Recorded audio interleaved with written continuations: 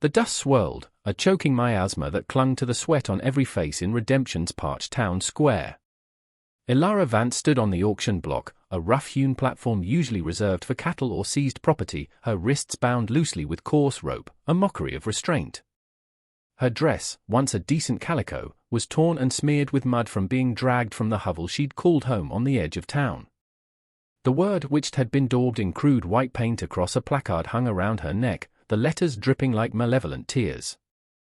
Silas Thorne, his bulk squeezed into a waistcoat far too tight, preened before the silent, fearful crowd. His voice, slick with false piety and greed, cut through the oppressive heat.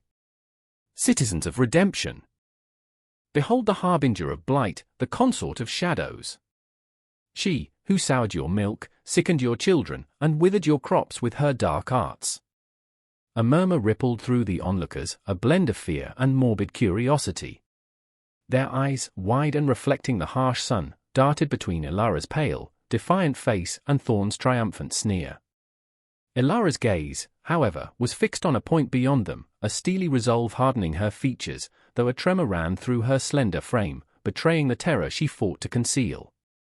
She saw Martha Jenkins, the baker's wife, turn away, her apron clutched to her face, a small, choked sob escaping. Sheriff Brody stood near the edge of the platform, his hand resting on the butt of his peacemaker, his expression unreadable, a muscle twitching in his jaw. He'd argued, in the privacy of his office, against this barbarity, but Thorne's influence, his web of debts owed and favors called, was a vice around the town's throat. But fear not, Thorne boomed, spreading his arms wide.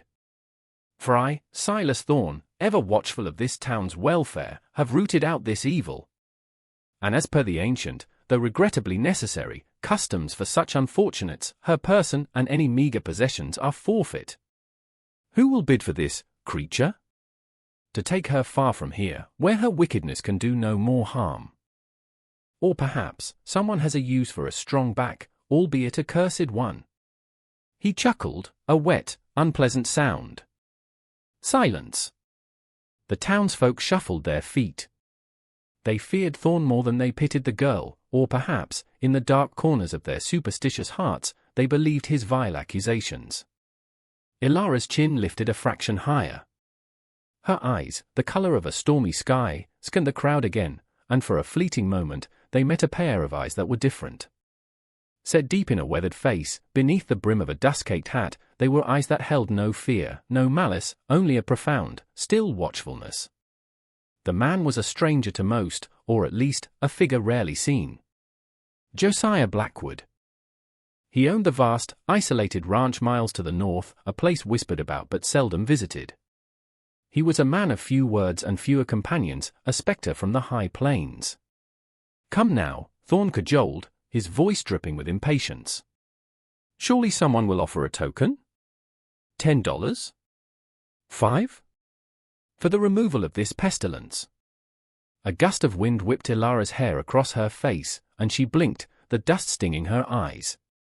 Just as Thorne was about to declare her unsaleable, to perhaps suggest a darker, more permanent solution, a voice, quiet yet carrying the weight of granite, spoke from the edge of the crowd. $1,000. The words dropped into the charged silence like stones into a deep well. Head swiveled.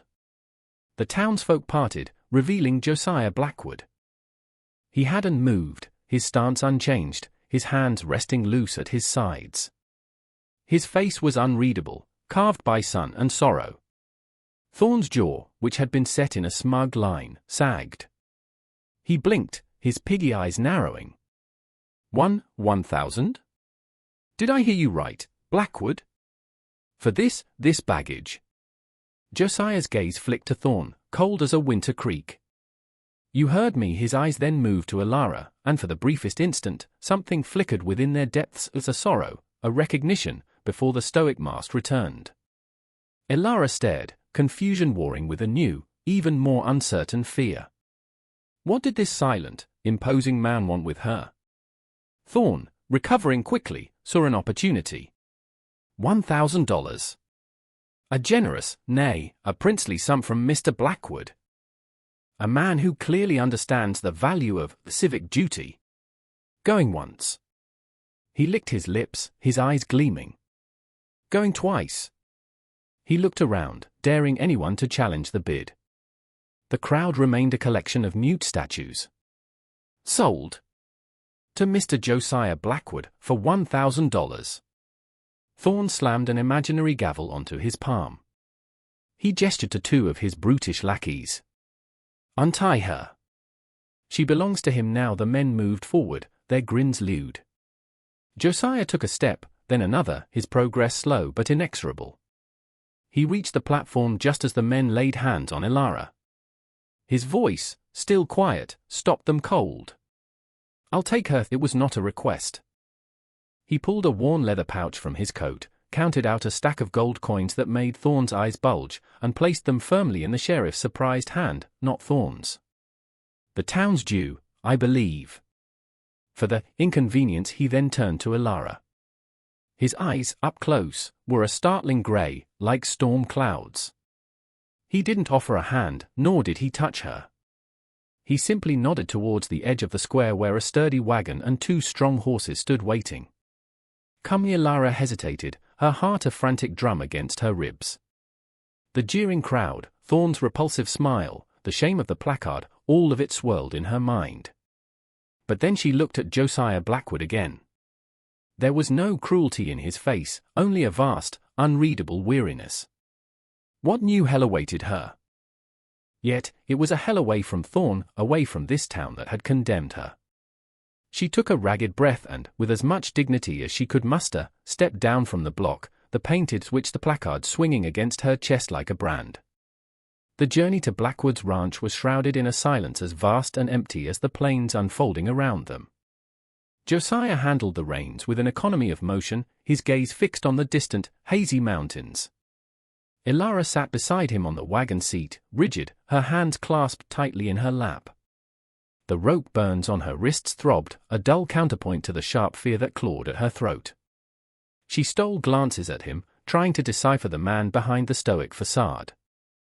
His face was a map of harsh sun and harder winters, lines etched deep around his eyes and mouth. His hands, gripping the leather reins, were large and calloused, yet surprisingly gentle with the horses. He hadn't spoken a word since his curt command in the town square. Was he a madman? A recluse with unspeakable intentions? The $1,000 still echoed in her mind, an impossible sum for a woman deemed worthless. What did he expect in return?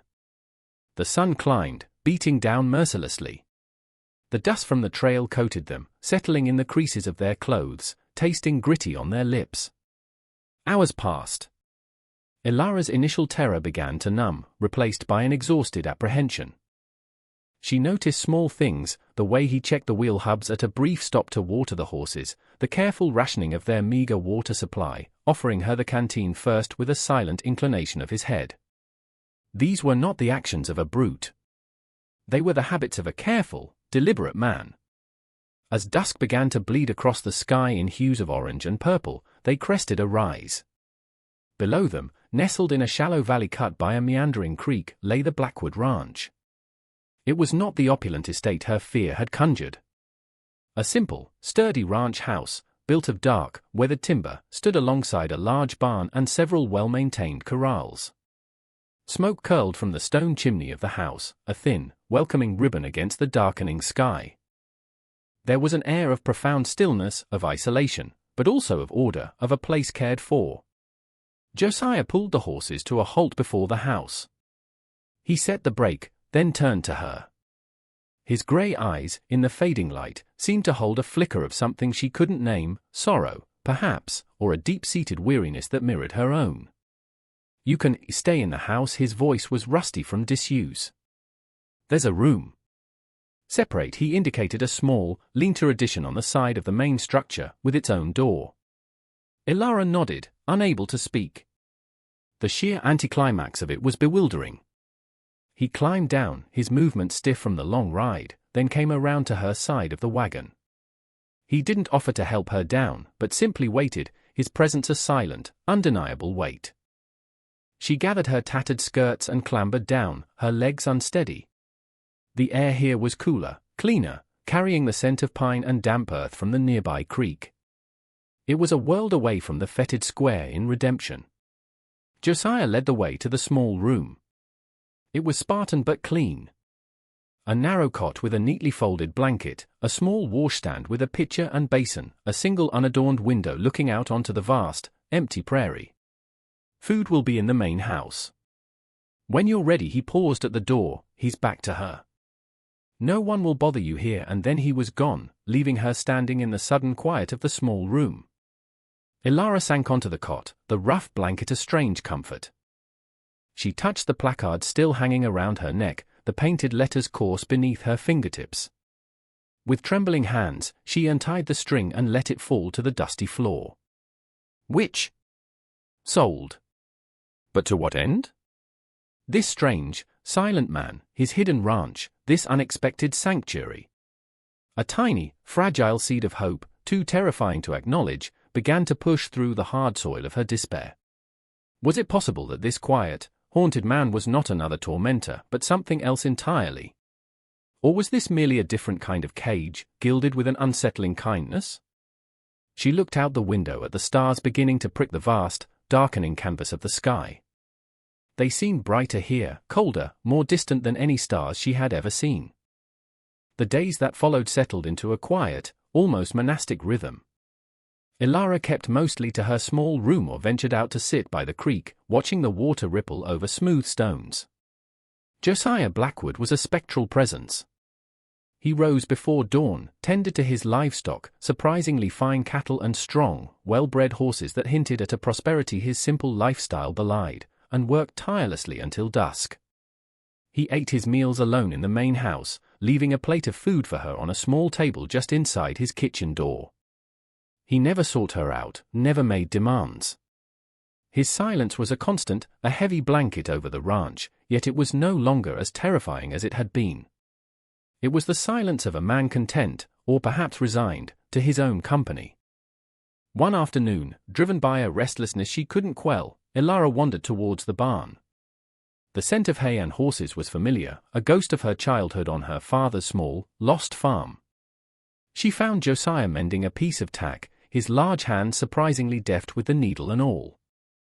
He looked up as her shadow fell across his workbench, his grey eyes acknowledging her presence without surprise. He didn't speak, merely returned to his work. Ilara hesitated. "Mr. Blackwood." Her voice was barely a whisper. He paused, his hands still. "Why?" The single word hung in the air between them. "Why did you buy me?" He set down his tools, his gaze drifting to the open barn door, towards the distant, sun-baked plains. The light caught the silver in his hair, the deep lines around his eyes. When he finally spoke, his voice was low, rough, as if dredged from a place of old pain. "I had a daughter once." Lily's, he swallowed, a visible effort. "She had hair like yours. The color of ripe wheat. And eyes that saw wonder in everything." Ilara felt a sudden, sharp ache in her chest. She saw not a buyer, not a potential threat, but a man hollowed out by grief. What happened to her?" she asked softly, already dreading the answer. Josiah's hands clenched, just for a moment, on the worn leather of the harness. "Fever. Took her and her mother, Sarah. Years ago now." He turned his gaze back to Ilara, and she saw the raw, unhealed wound in their depths. The town, some folks whispered things. Said Sarah was unnatural. Knew too much about herbs, about healing. When the sickness came, it was easy for them to point fingers. A cold dread trickled down Ilara's spine. The parallels were chilling. They wouldn't dare, no, Josiah said, his voice flat. "Not like they did to you. But the whispers followed us.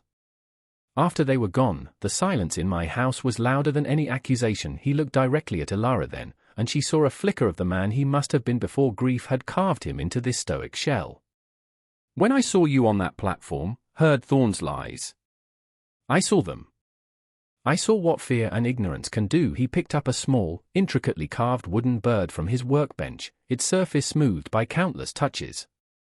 This was Lily's. He held it out to her. Ilara reached for it, her fingers trembling as they brushed his. The wood was warm.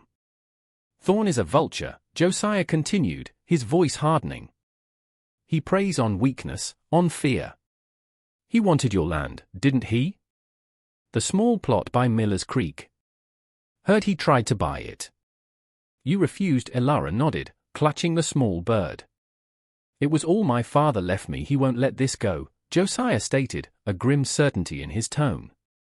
Buying you, it was an affront to him. He'll see it as a challenge back in redemption. Silas Thorne was indeed seething. Blackwood's quiet defiance had not only cost him a spectacle but had also made him look a fool. The $1,000, while a salve to the town's coffers, most of which he intended to divert to his own, was a public declaration that which had value, that his pronouncements were not law. His informants told him the girl was living untouched at Blackwood's ranch, a fact that fanned the flames of his possessive rage. She was his, by right of accusation, by right of his power in the town. Sheriff Brody watched Thorne's mounting fury with growing unease. He'd taken Blackwood's gold, yes, but the man's quiet dignity, his utter lack of malice towards the girl, had stirred something in Brody's often compromised conscience. He remembered the look in Blackwood's eyes, a look that spoke of a pain deeper than any Brody had known. If you were Sheriff Brody, witnessing Thorne's festering hatred and knowing Blackwood's quiet sorrow, what would you do? Would you stand by, uphold the letter of a twisted law, or would your conscience finally demand you take a stand, whatever the cost? Tell me, what path does a man of the law walk when the law itself seems blind? Thorne began to gather his men, rough, desperate types who owed him favors or coin, men who thrived on violence and intimidation. He'd teach Blackwood a lesson. He'd reclaim what he considered his property. And he'd make sure the entire territory knew that Silas Thorne was not a man to be crossed. The storm was gathering, its dark clouds rolling inexorably towards Josiah Blackwood's isolated sanctuary, and Elara, who had just found a fragile sliver of peace, was once again in its destructive path. The air at the Blackwood ranch grew heavy with unspoken anticipation. Josiah became even more watchful, his gaze often sweeping the horizon, his hand never far from the rifle that now leaned constantly by the main house door. He didn't speak of Thorne's inevitable retribution, but Elara saw it in the tightening of his jaw, the grim set of his mouth. She found herself scanning the distant plains too, a knot of anxiety coiling in her stomach. The small wooden bird Lily's father had carved became a talisman, clutched in her pocket, a reminder of innocence lost and the quiet strength of the man who had offered her shelter. One evening, as the sun bled fire across the western sky, Josiah spoke, his voice unusually strained. He'll come soon. Elara looked up from the meager stew she was sharing with him. He'd insisted, a few days prior, that she join him for meals in the main house, a silent acknowledgement of a shift in their strange dynamic. Thorne? He nodded, his eyes like chips of flint. He can't abide being defied. He'll bring men. He'll try to take you. Or burn me out. He looked at her then, a long, searching gaze. You should leave, Elara. Take a horse. Ride east. Don't look back. Elara's heart clenched. Leave? After he had shown her such unexpected, profound kindness? After he had shared the ghost of his Lily? And what about you? She asked, her voice trembling slightly. This is my land, he said simply. My home. What's left of it? He gestured vaguely towards a scorched patch of earth far beyond the barn, a place she'd noticed but never dared ask about, the ruins of his first home, the one that had held Sarah and Lily. I won't run from him, then I won't either, Elara said, surprised by the strength in her own voice. A flicker of something, or surprise? Respect? Crossed Josiah's face. He said nothing more, but the silence that fell between them was different, charged with a shared purpose. 2 days later, they came. A dark knot of riders appearing on the horizon, growing steadily larger, dust pluming behind them like a malevolent serpent. Thorne was at their head, his bulk unmistakable even from a distance. Josiah watched them approach, his face a mask of grim resolve. He handed Elara a loaded pistol, an older model, but well-maintained. Stay in the house. Bar the door. Use this only if they get past me. Her hand trembled as she took the cold metal. Josiah, do as I say. Elara, his voice was iron. he stepped out onto the porch, his rifle cradled in his arms, a lone figure against the backdrop of the vast, indifferent prairie.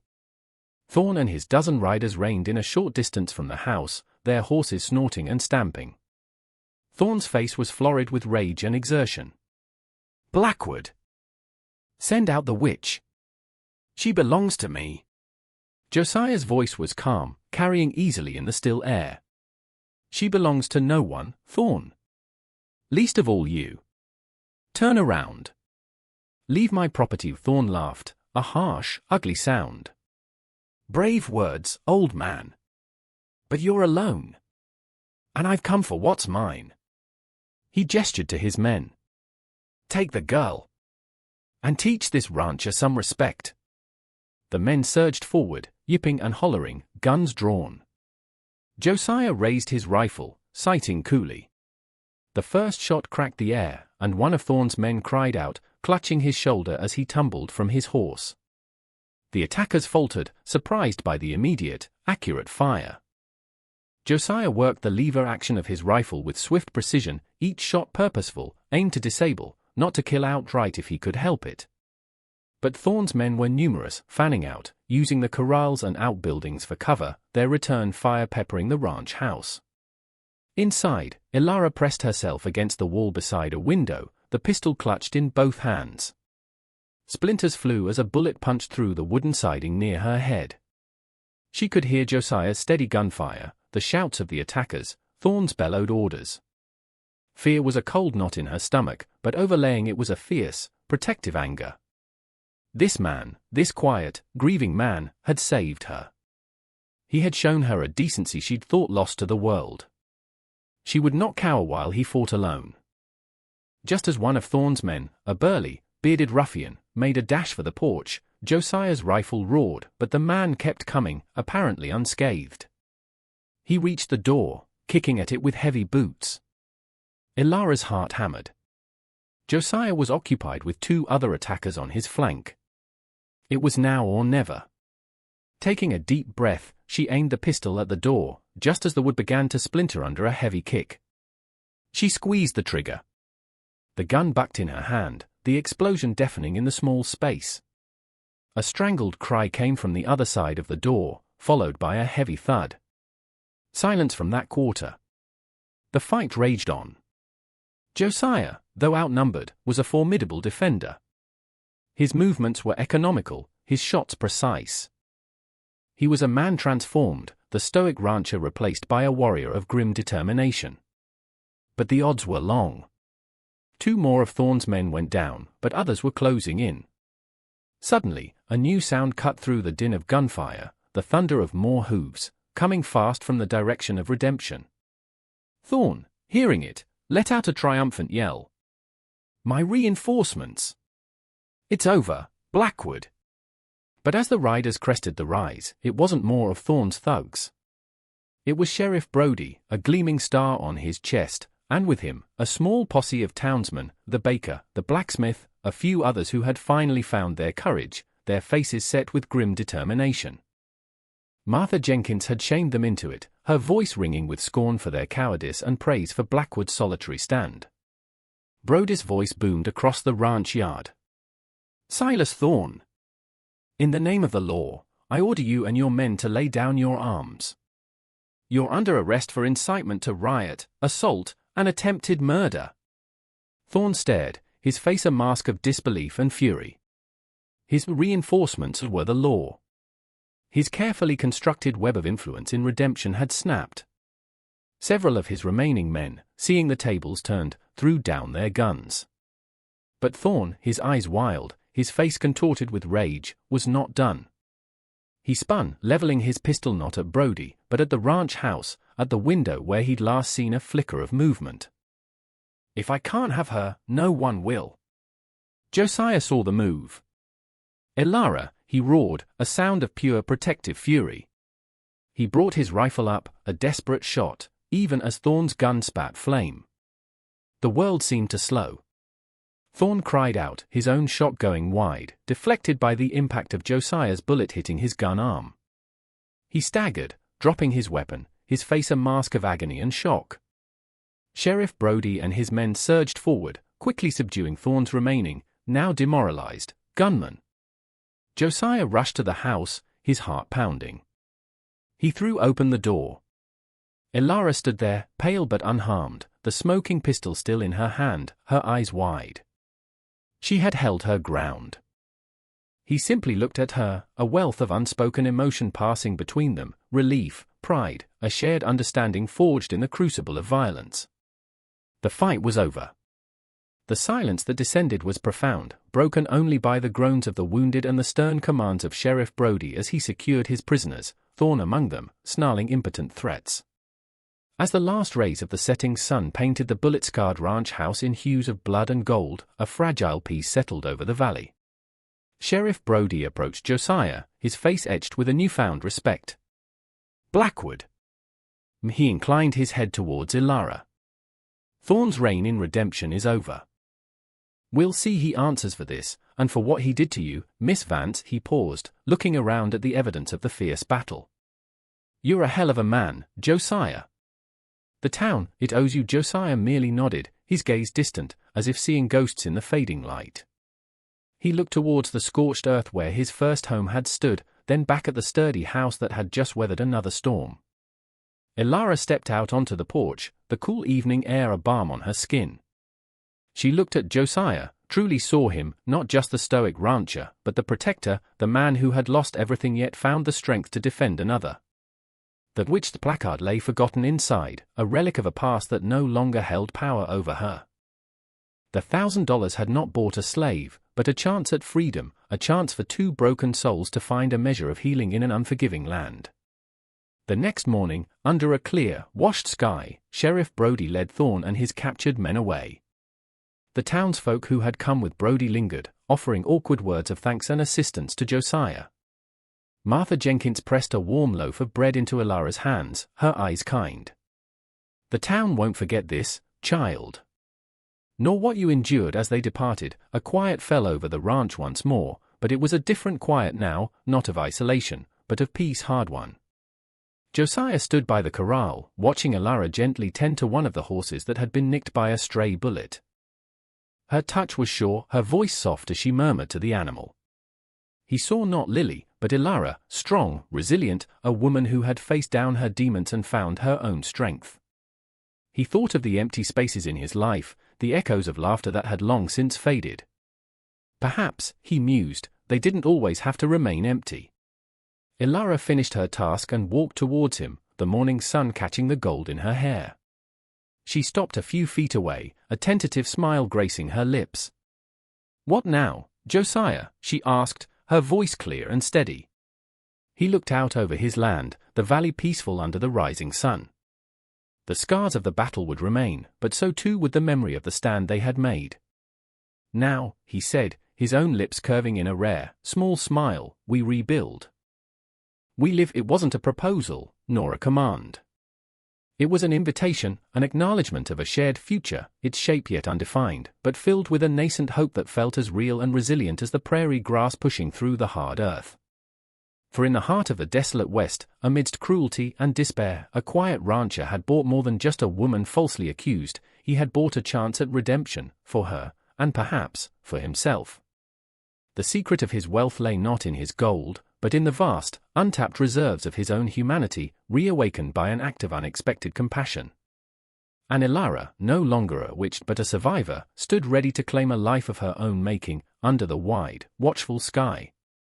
What choices will you make when faced with injustice? Will you stand silent, or will you find the courage to act, even when you think you stand alone? Let your voice be heard.